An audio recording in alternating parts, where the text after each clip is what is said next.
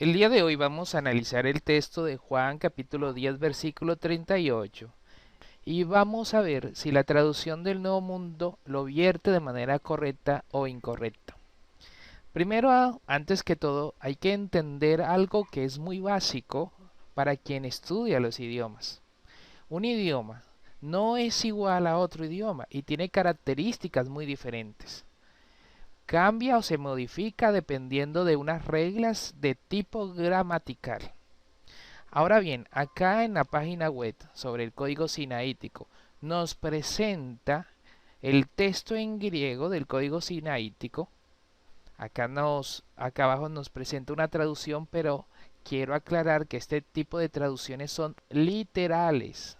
Es decir, lo traduce de acuerdo con lo que está escrito y muchas veces no tiene en cuenta alguna normatividad gramatical o algunas reglas de tipo gramatical.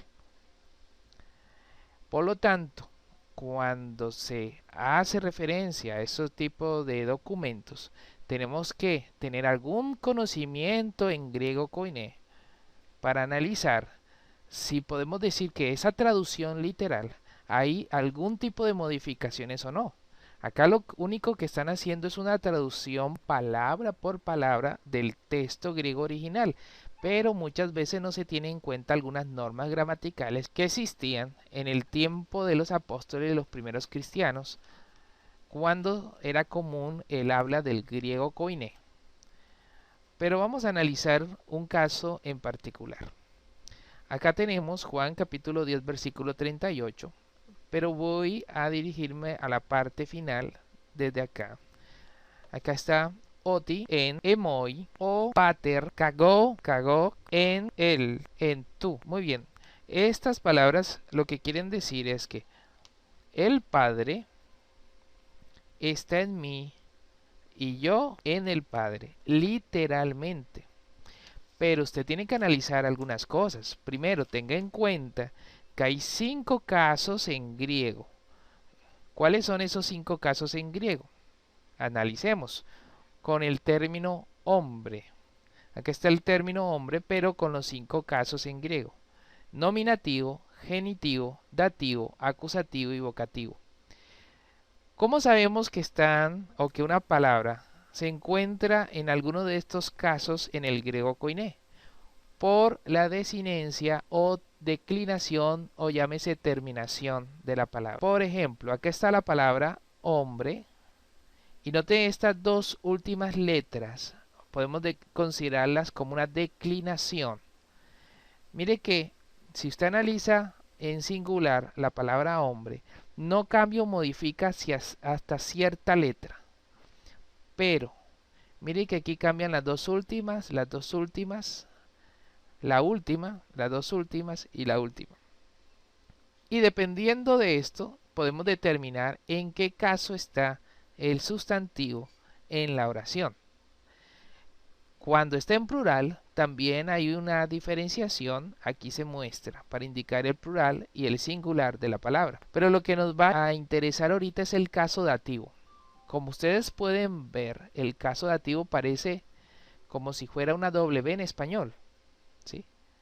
Con una pequeña rayita, para explicárselo a una persona que no sepa griego. Ahora bien, ¿por qué es importante conocer esto? Si nos vamos nuevamente al texto del Codex Sinaítico y buscamos las palabras que están antes de en, que significa en, una preposición. Acá está la preposición en. Como usted está viendo, la oración en, el sustantivo que está modificando esta preposición, ustedes pueden ver que está en dativo. ¿Sí? ¿Qué nos a reconocer que está en dativo? Hay algunas normas de tipo gramatical que tiene que tenerse en cuenta. Primero analicemos el significado de en. Es cierto que en significa una localización delimitada con exclusión de movimiento. Puede indicar dentro de algo. Pero ojo, indica una localización delimitada con exclusión de movimiento, es decir, que está estático, no se mueve. Si hacemos un poco de historia desde época temprana, parte de las funciones de este término, de esta preposición, comenzaron a ser asumidas por el acusativo.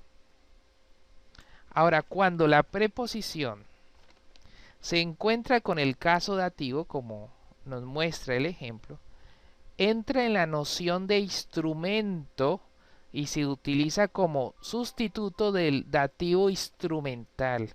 Especialmente, esto se debe a que en la literatura bíblica y los autores cristianos estaban influidos por las construcciones de tipo hebreo. Ahora, ¿cuándo se da un dativo instrumental? El dativo instrumental se expresa cuando existe compañía o instrumento de algo. Se pueden dar esos dos casos, compañía o instrumento. En esta oración no existe precisamente el dativo como tal, como instrumento, pero sí existe el dativo instrumental, pero en función de compañía. En este caso se podía separar del instrumental, porque da la idea de alguien semejante a otro que esté muy próximo a él, a pesar de que el término él tenga unas connotaciones, un significado inicial diferente. Cuando está con un dativo, ese significado es modificado, se cambia por reglas gramaticales y pasa a ser precisamente, está indicando la idea de alguien semejante a otro que esté muy próximo a él. Por lo tanto, como podemos ver aquí en este video, que cita un católico y habla sobre supuestas manipulaciones bíblicas, él cita de la traducción del Nuevo Mundo en Juan 10:38 que dice: el Padre está en unión conmigo y yo estoy en unión con el Padre. Ahora bien, ¿por qué está traduciendo unión conmigo y unión con el Padre si literalmente el texto está diciendo, de acuerdo con el Códice Sinaítico, el Padre está en mí y yo en el Padre? Porque se tiene que tener en cuenta algunas reglas gramaticales, como la regla del dativo instrumental, cuando en, es decir, la preposición está cerca a un dativo, es decir, a un sustantivo con declinación en dativo, obviamente el término en cambia de significado y en esta ocasión cambia a un dativo instrumental. Y vuelvo y repito que podía ser de dos casos de compañía e instrumento. Si analiza usted la oración, acá está hablando o se expresa es compañía. Es decir, da la idea de alguien semejante a otro o que esté muy próximo a él.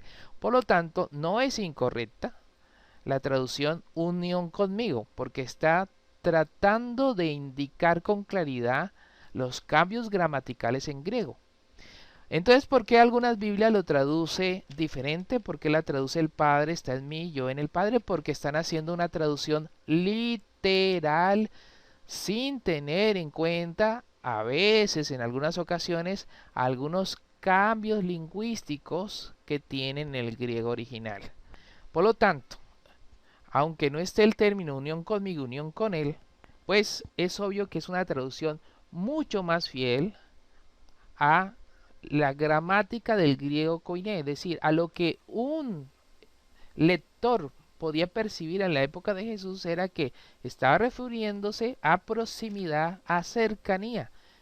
Y para en español, al traducirlo, tratar de dar o indicar precisamente ese significado, se colocó unión conmigo. Por lo tanto, que trata de hacer la traducción de Nuevo Mundo, ser más fiel con los escritos originales, ser fiel con la gramática del griego koiné, que es lo que muchas personas que no tienen conocimiento del griego no saben. Es decir, no podemos empezar a traducir cosas como si fuera gramática de lengua castellana. No, estamos hablando de gramática del griego koiné que tenía algunas normas. Cuando usted la traduce tiene que tenerlas en cuenta. Algunos traductores sencillamente se van por la línea más fácil. ¿Cuál es la línea más fácil? Traducir literalmente palabra por palabra y colocarlos en español. Pero eso no estaría bien. Tenemos que ser fieles al texto original. Entonces aquí hemos contestado la primera parte de algunos textos que iré analizando de la traducción del Nuevo Mundo. Hoy analizamos Juan 10:38.